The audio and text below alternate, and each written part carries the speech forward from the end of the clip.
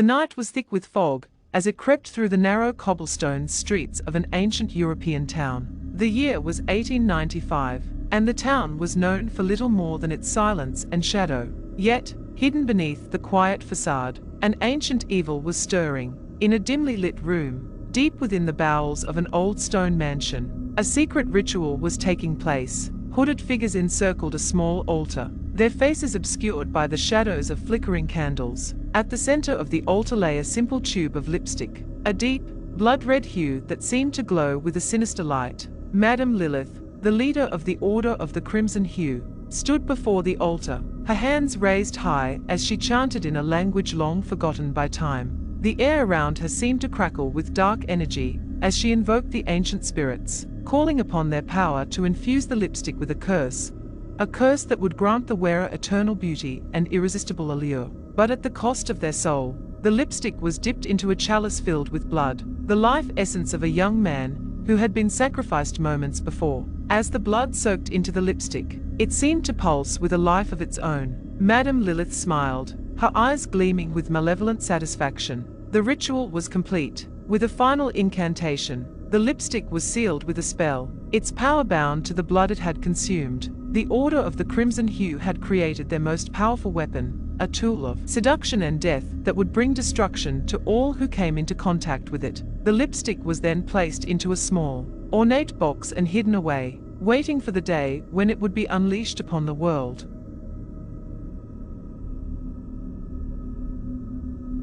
Geneviève Dubois was a woman of exceptional beauty, known throughout the city as a rising star in the world of fashion. Her striking features and captivating presence made her the envy of every woman and the desire of every man. Yet, for all her beauty, Geneviève craved something more, something that would make her unforgettable.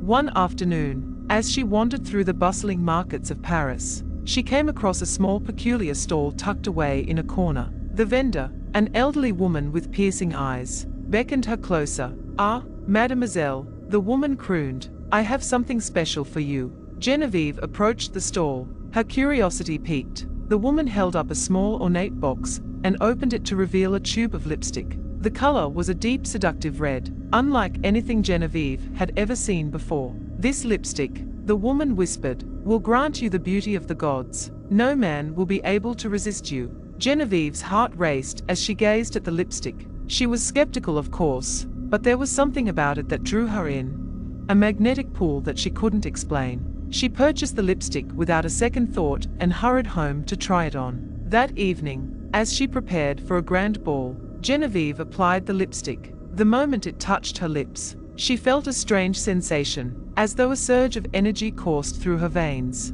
She looked at herself in the mirror, and what she saw took her breath away. Her beauty, already stunning, had been magnified tenfold. Her lips were full and luscious, the red color making her look both dangerous and desirable. At the ball, Geneviève was the center of attention. Men flocked to her, their eyes filled with lust and admiration. Among them was a wealthy aristocrat named Charles de Beaumont, a man known for his charm and wealth. He was captivated by Geneviève, unable to take his eyes off her. As the night wore on, Charles led Geneviève to a secluded garden, where they shared a passionate kiss. The moment their lips met, Geneviève felt a surge of power, as though she were drinking in his very essence. Charles, however, felt a chill run through his body, a coldness that seemed to seep into his bones. The next morning, Charles was found dead in his bed, his body completely drained of blood. The doctors were baffled, unable to explain the cause of death.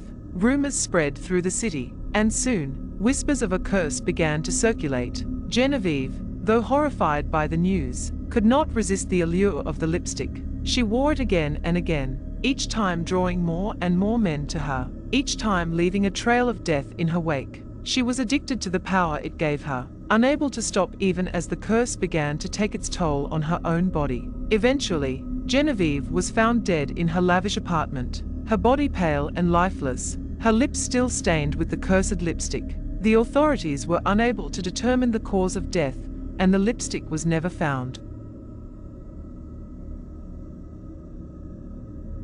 Evelyn Devereux had a voice like no other, a sultry, smoky tone that could send shivers down the spine of anyone who heard it. But despite her talent, she struggled to make a name for herself in the bustling city. Every night, she sang at a small, dingy nightclub, hoping for her big break. One evening, after yet another disappointing performance, Evelyn stumbled upon a small antique shop on her way home. Feeling drawn to the shop, she decided to step inside. The shop was filled with all manner of strange and curious items, but one in particular caught her eye, a small, ornate box on a dusty shelf. She opened the box and found a tube of lipstick inside, its deep red color gleaming in the dim light. The shopkeeper, a mysterious man with a knowing smile, told her that the lipstick was said to bring good fortune to those who wore it. Desperate for a change in her luck, Evelyn bought the lipstick and hurried home. The next night, she applied the lipstick before her performance. As she sang, she noticed something different,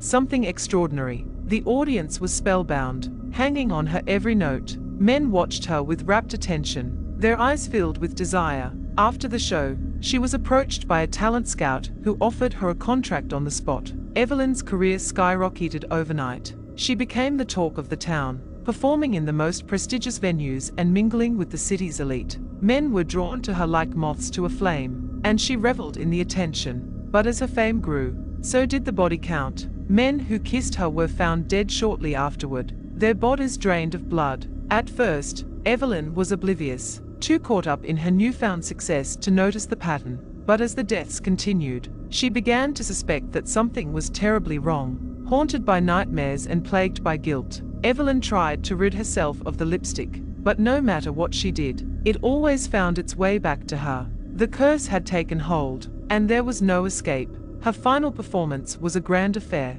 attended by the city's most influential figures. As she sang, she felt the lipstick's power surging through her, stronger than ever before. But this time, it was too much. As she reached the final note, Evelyn collapsed on stage, her life force drained completely. The audience watched in horror as her lifeless body was carried away. The lipstick, now cursed beyond redemption, disappeared once more, leaving behind only a trail of death and despair.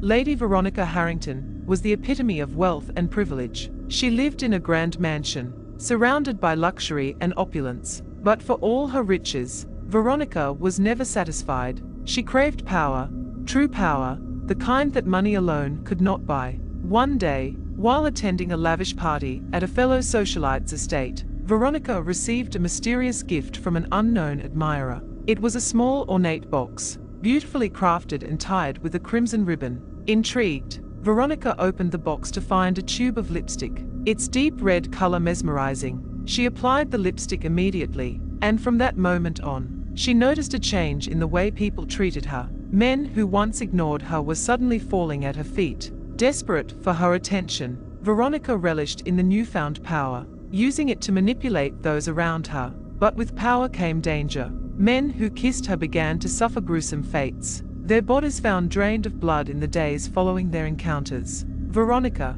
too consumed by her lust for power, ignored the warnings and continued to use the lipstick to climb the social ladder. Her downfall came swiftly. As she wielded the lipstick's power with reckless abandon, she became increasingly paranoid, convinced that the spirits of her victims were haunting her. She saw their faces in mirrors, heard their voices in the dead of night. The curse was driving her mad. In a final act of desperation, Veronica attempted to confront the curse head-on. She sought out a renowned medium, hoping to break the spell, but it was too late. The lipstick's power had taken root in her very soul. Veronica was found dead in her mansion, her body cold and pale, her lips still stained with the cursed red. The lipstick vanished without a trace, its evil influence ready to claim its next victim.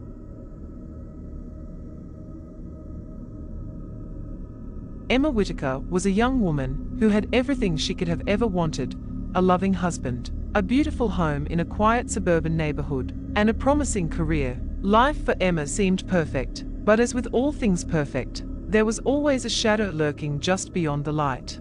Emma's best friend, Sarah Collins, was the type of person who lived for excitement. She was bold, confident, and always on the lookout for something new and thrilling.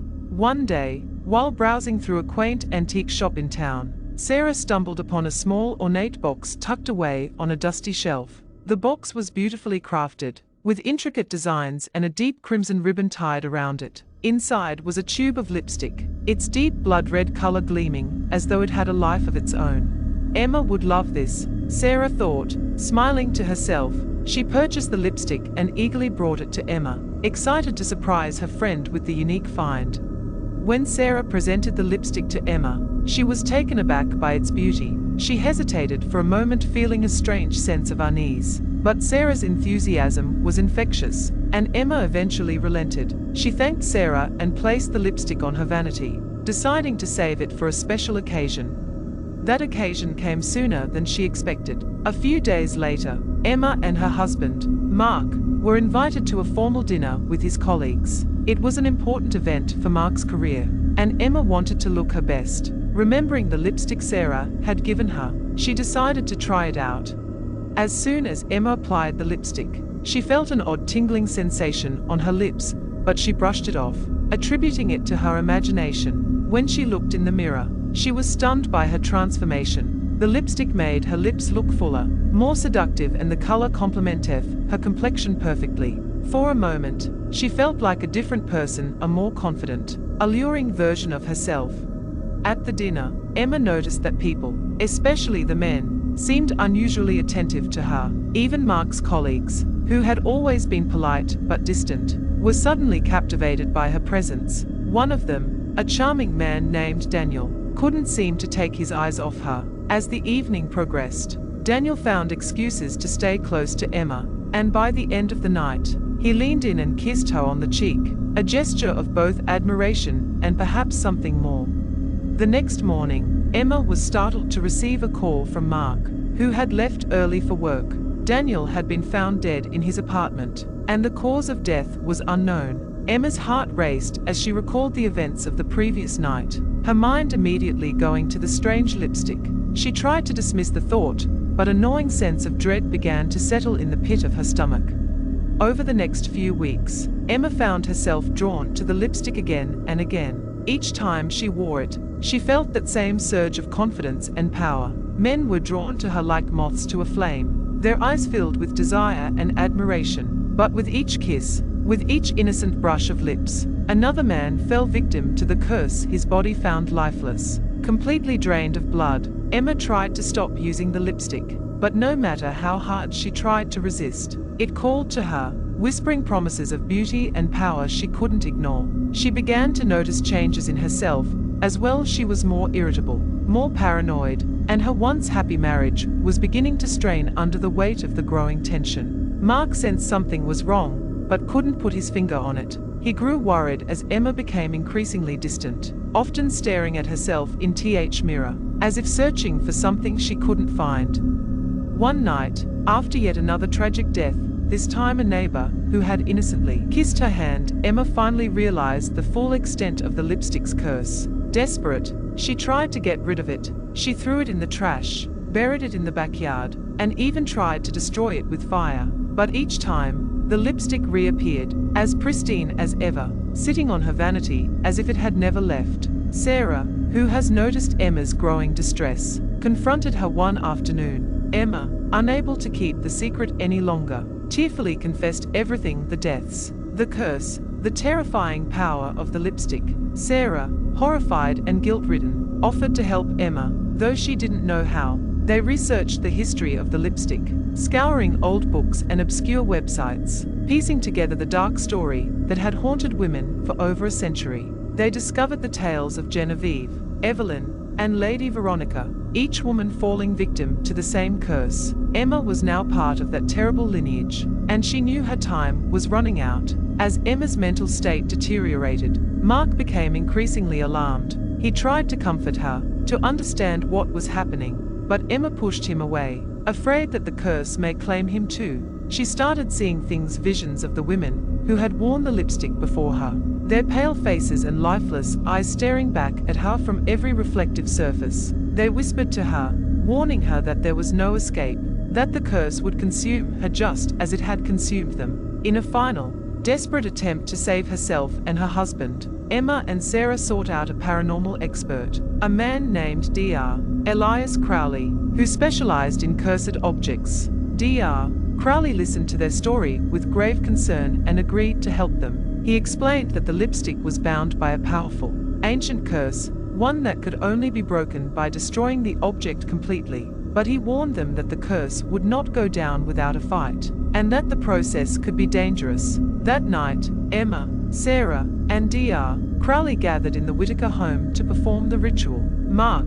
unaware of the full extent of the danger, stayed by Emma's side, refusing to leave her alone. As Dr. Crowley began the ritual, the atmosphere in the room grew tense, the air thick with anticipation. As the ritual progressed, the lipstick seemed to come alive, vibrating violently on the table where it had been placed. A dark, oppressive force filled the room, and the temperature dropped rapidly. Emma could feel the lipstick's malevolent energy, a cold, suffocating presence that threatened to consume her. The visions of the cursed women grew stronger, their ghostly forms swirling around her, their whispers turning into wails of despair. Suddenly, the lipstick shot off the table and flew towards Emma. She tried to dodge it, but the force was too strong, pulling her towards the vanity where she had first applied it. Mark grabbed hold of her, trying to pull her back, but the energy was overpowering. Emma knew what she had to do. In a moment of clarity, Emma took the lipstick in her hand, and with all her strength, drove it into her own chest. The curse recoiled, screaming in fury as the blood-red liquid seeped from the tube, mixing with her own blood. The lipstick shattered into 1,000 pieces, and the dark energy dissipated, leaving the room eerily quiet. Emma fell into Mark's arms, her breath shallow and her body weak. She looked up at him, her eyes filled with tears. "I am so sorry," she whispered, her voice barely audible. "I love you." With those final words, Emma's body went limp, her life drained completely. Mark held her close, sobbing uncontrollably as Sarah and Dr. Crowley looked on, their faces pale with shock and sorrow. The curse had been broken, but at a terrible curse. Some time later, in the same antique store where Sarah had purchased the lipstick, the shelves were filled with new and curious items. The store had changed owners, and its dark history had been forgotten by most. But the past has a way of lingering, of leaving traces behind. In a corner of the shop, tucked away behind a row of dusty trinkets, sat a small, unassuming box. It was old and worn, but its intricate designs were still visible beneath the layers of dust. A curious hand reached out to open the box, revealing a tube of lipstick inside, a deep, seductive red that seemed to pulse with a life of its own. The cycle was far from over. The curse, ever patient, awaited its next victim. Please subscribe, like, comment, and share.